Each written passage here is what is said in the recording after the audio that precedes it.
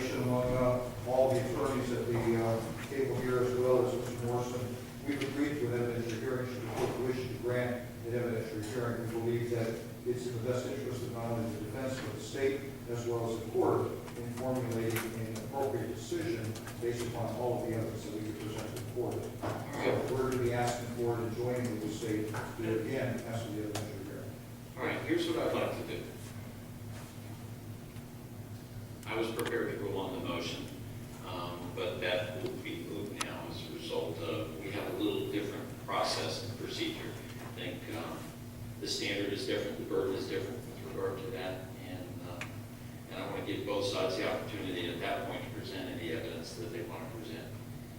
What I would like to do, though, so we don't lose control of the timing of this case, is we're on a trial docket for the 18th of the month. What I'd like to do is keep this on the docket for purposes of conducting that evidentiary hearing. I know it's not a jury issue, but I'll just reserve. Can we do this in a full day? I believe so. Okay. But it says about the number of witnesses, the state's involved. Okay, well, I'll get to that in just a minute. But so let's do this. I'll give you a full day on that trial docket, and we'll address the issue. It won't be Monday, because that's when we're going to be picking juries, and depending on which other case falls in there, then we'll schedule this. But what I'd ask is that you either send a representative or agree on one of you to serve as a representative just to come to the docket sound there. We'll line up the cases. I'll give you a date certain at that point in time. It's going to be Tuesday, Wednesday, or Thursday, most likely that week. And then we'll have that. Well, and I have no comment that you don't want to get this thing moved too. There's no way we can set a date now. Because, I mean, the problem is I need to subpoena my witnesses. The law enforcement are obviously cooperative. But I do have, there really is probably two witnesses I need to call. One of them is Matt Armstrong, and he's no longer in law enforcement. So it's just hard for me to get. Mr. Gross, Thursday or Friday, which works best for you that week? Thursday, Okay, will Thursday work for you? Hold on a second. Is there any way you could do Friday? The only reason I say that is I'm supposed to do another trial that week. If this one doesn't go So in front am of well, I understand, in front of Marriott, and I'm just thinking if my trial, there's going to be a couple-day trial. So if I do a Friday trial, then I could probably still work on both. Let me look at my calendar. You said, could you do Friday, Mr. Brown?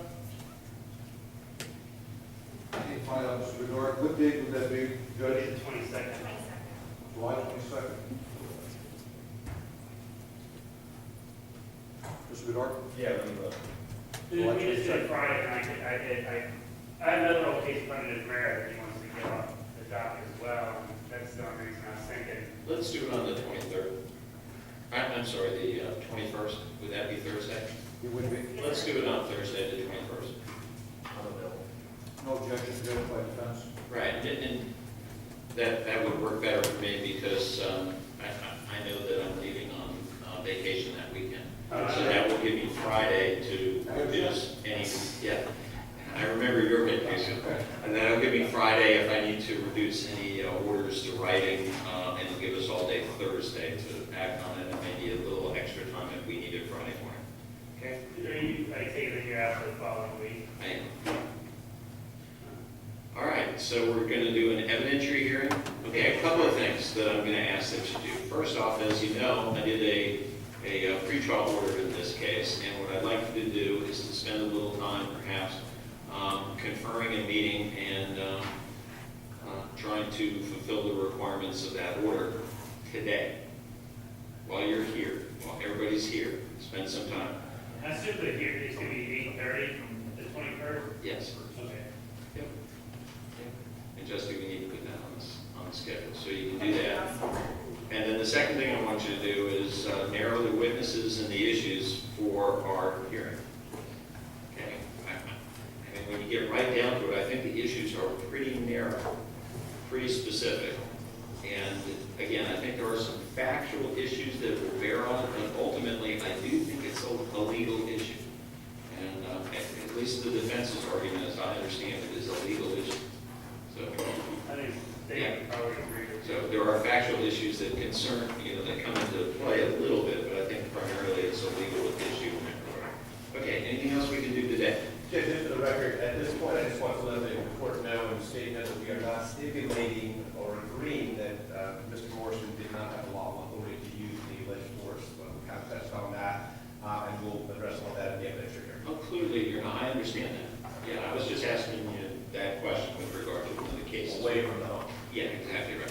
One of the cases we're talking about. And I guess just to everyone prepared for the evidence here, we plan to argue both whether or not that lawful legal duty comes to place, and do you want to argue it's like a standing ground as well? There'll probably be alternative arguments. But I just want to make sure I have my witnesses all available, so that's fine. I just, we're arguing, we just put on record any other points that you want to argue?